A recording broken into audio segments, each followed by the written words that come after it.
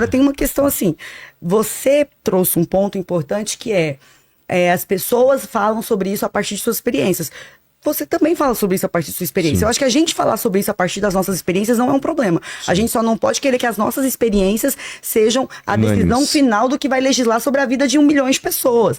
Então, assim, é muito urgente que a gente compreenda que os trabalhadores... E aí, se você for pegar qualquer categoria profissional, a quantidade de pedidos de afastamento por problemas psicológicos Sim. é uma coisa inacreditável. Sim. A gente está discutindo segurança pública, por exemplo. No estado de Goiás, a gente tem 55% dos policiais militares na ativa afastados temporariamente, segundo a última vez que esses dados foram liberados, que faz tempo, Sim. né? 2019 foi a última vez que o governador liberou, afastados por problemas psicológicos. E policial não é 6x1. Exatamente. Isso é precarização do mundo do trabalho. Então, Sim. você pega a precarização e aí você vai desdobrar. Educação, a mesma coisa. A gente tem uma quantidade gigantesca. Aí quando você pensa assim, pô, tá faltando professor de português, tá faltando professor de matemática. Por que tá faltando? Por vários motivos. Um deles é uma jornada extenuante de trabalho. Aí, pô, a gente tem que pensar então que a precarização do trabalho é insustentável e uma hora vai colapsar um monte de serviços. 2, a gente pode fazer debate simultaneamente.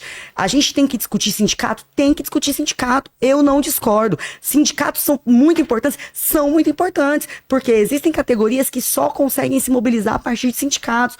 Aí, a gente pode fazer isso de uma vez? Pode, são 503 deputados, cara. Um monte de comissões, a gente precisa sentar numa filinha e esperar, pô, primeiro a gente termina, a gente zera o debate sindical. Aí depois a gente passa pro debate de redução de jornada de trabalho. Não dá, porque como eu disse, a vida não espera, as famílias estão adoecendo, estão se desestruturando pelas ausências das suas pessoas que têm trabalhado muito e vivido pouco. Então, dá para fazer tudo ao mesmo, não tudo, mas dá para fazer mais de um debate sério ao mesmo tempo. Não, eu concordo com você. Agora, vamos lá, voltando à unicidade sindical. Você mesmo citou aqui que um monte de pessoas são afastadas do trabalho, inclusive você citou a categoria dos professores. Um dos sindicatos mais fortes, inclusive, aqui do Brasil é a POSP, né? E você mesmo citou um problema da POSP. Aí vamos supor que eu sou um professor.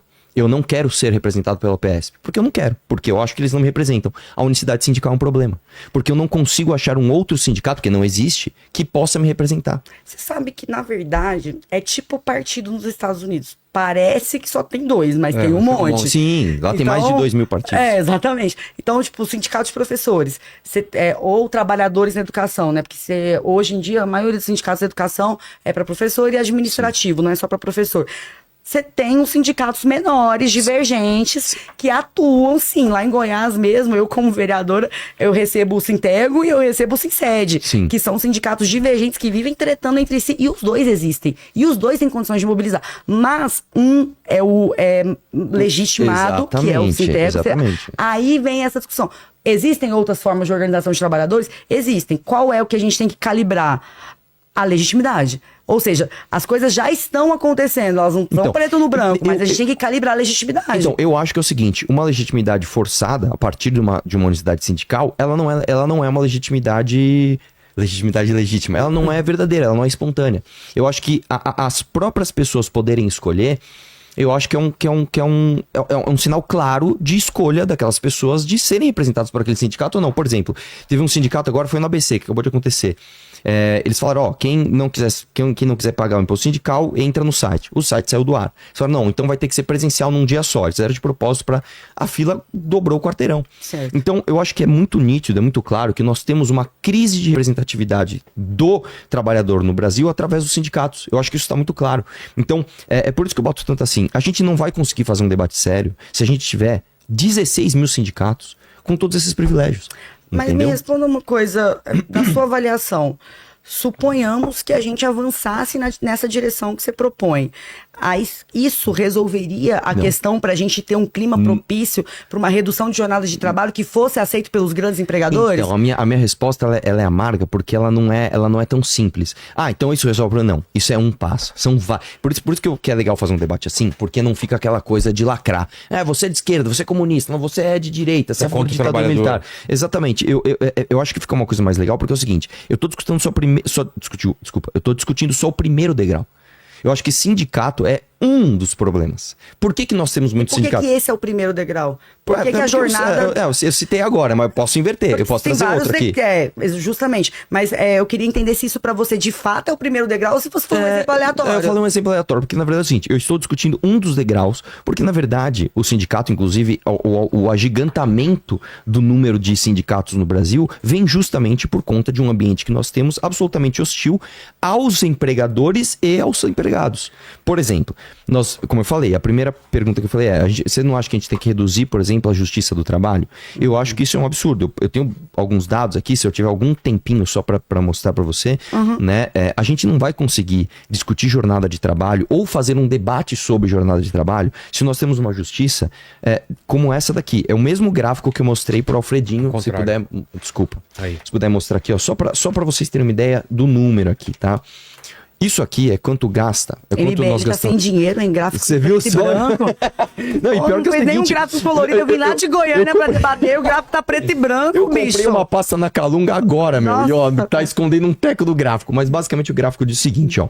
São gastos com a justiça, comparando em porcentagem do PIB, países emergentes, que eles gastam aproximadamente ali menos de 0,5%. Países, uma média de 59 países, né, que também não chegam a 0,5%. Países emergentes, que os países emergentes têm essa característica mesmo de ter uma complicação nas suas relações de trabalho, afinal de contas são países emergentes, então eles gastam 0,5%. O Brasil tá aqui em cima.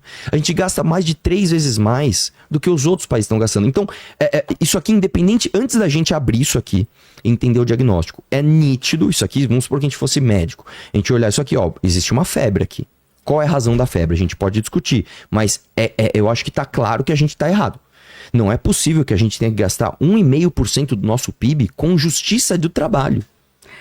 E você não acha que a redução da jornada de trabalho geraria um impacto imediato na redução dos gastos com justiça do trabalho? Muito pelo contrário. Eu tenho certeza que seria pior. Por quê? Porque você tem uma menor flexibilização. Eu acho que assim, se a gente falar assim, ó, vamos reduzir a jornada de trabalho semanal de 44 para 40, por exemplo? Ou vamos para 36 igual na França? Vamos traçar um caminho. Tá, vamos flexibilizar para que haja contrato a partir de horas trabalhadas? Aí nós estamos indo no caminho certo. Esse é o caminho que eu acho que a gente deveria ir.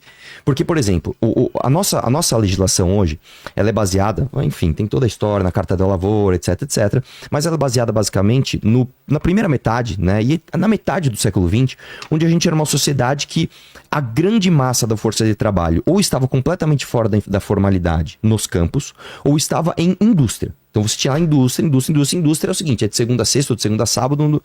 Por realidade mudou.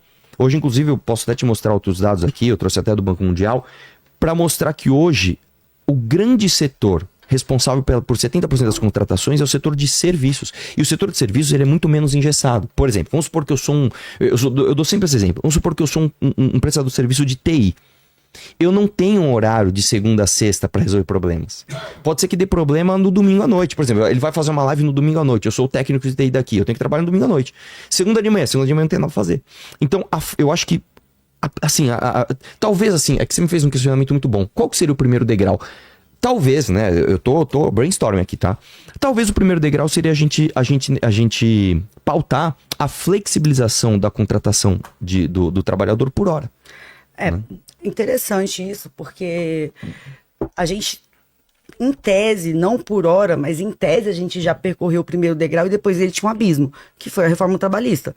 A reforma trabalhista, do jeito que ela foi construída, e eu tenho certeza que eu tô falando um trem que você adora, porque aí você também vai poder falar sobre a sua percepção da reforma trabalhista, e eu acho que a gente vai divergir bastante. A reforma trabalhista, ela precarizou não só os modais de trabalho, mas também a renda. Então, primeiro passo, a promessa da reforma trabalhista não se cumpriu.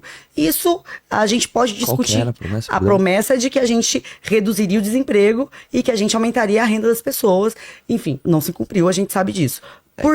Não, tudo bem, desculpa. Na verdade, a gente teve um curto espaço de tempo, logo depois da aprovação, onde se reduziu, mas logo depois aumentou o desemprego, porque aí acabou o governo Temer, veio o Bolsonaro, quebrou o teto, e aí uma série de problemas. Então você teve um efeito colateral gigantesco. A gente teve, e aí eu acho um problema, quando a gente vai falar, por exemplo, de acordos de trabalho, é por isso que os sindicatos têm uma importância grande, porque a gente teve o acordado superando o legislado. E, amigo, apenas entre no nosso ciclo de amizade, no nosso casamento, e olhe lá, que o combinado não sai caro.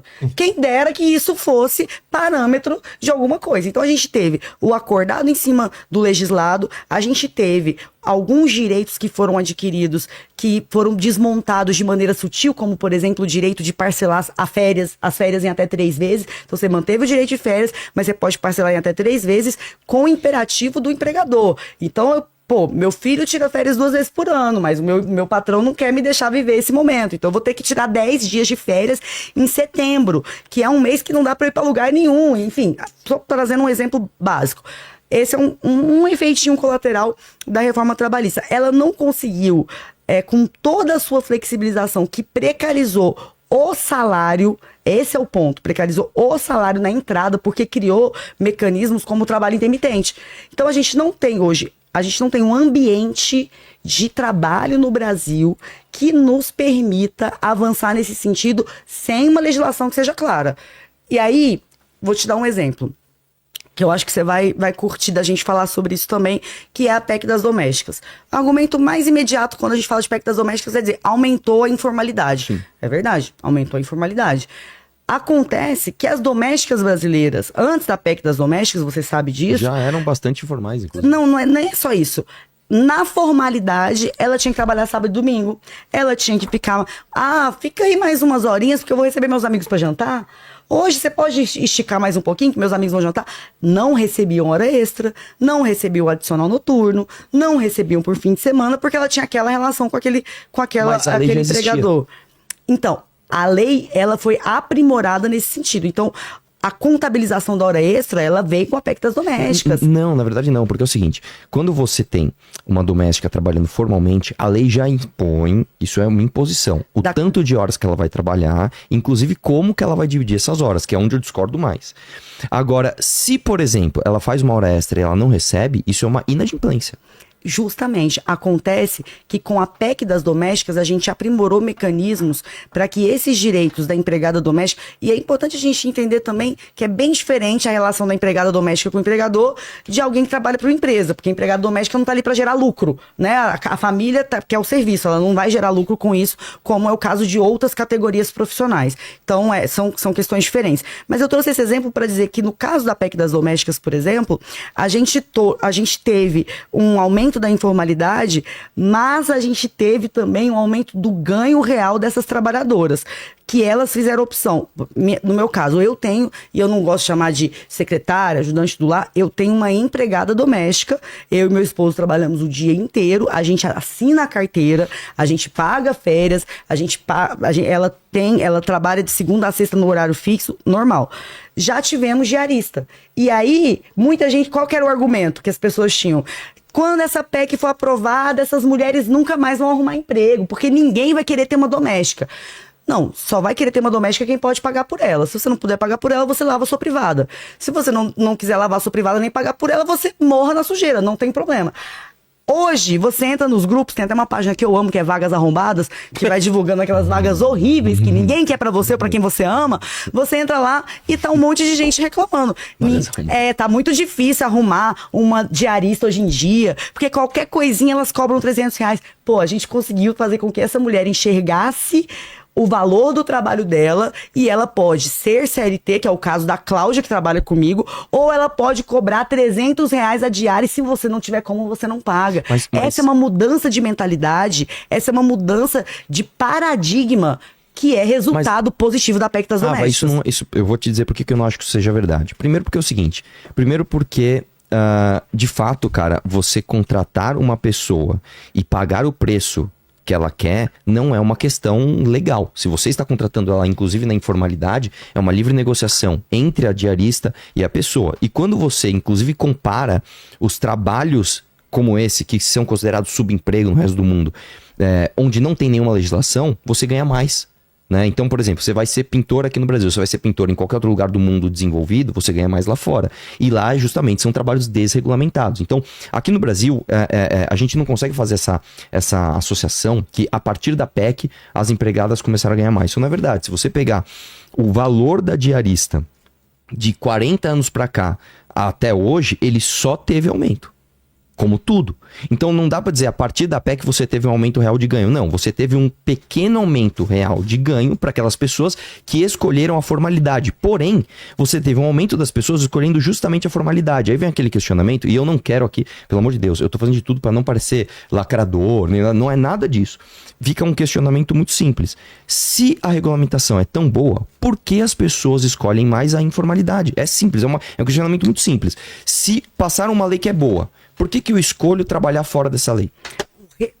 Nossa, essa pergunta é muito boa, porque o resultado concreto dessa lei foi: você não vai poder ter uma empregada doméstica na sua casa sem pagar o que vale o trabalho dela, porque agora você tem um arcabouço legal muito robusto em que, caso você não dê conta de cumpri-lo, ela pode optar por um outro modelo de negociação. Aí você vai dizer, isso sempre pôde, ninguém nunca impediu isso. Acontece que a gente tinha e essa é uma regra segundo o CAGED, né? A gente tinha muito mais empregadas domésticas trabalhando no regime de CLT sem ser CLT do que a gente tem hoje.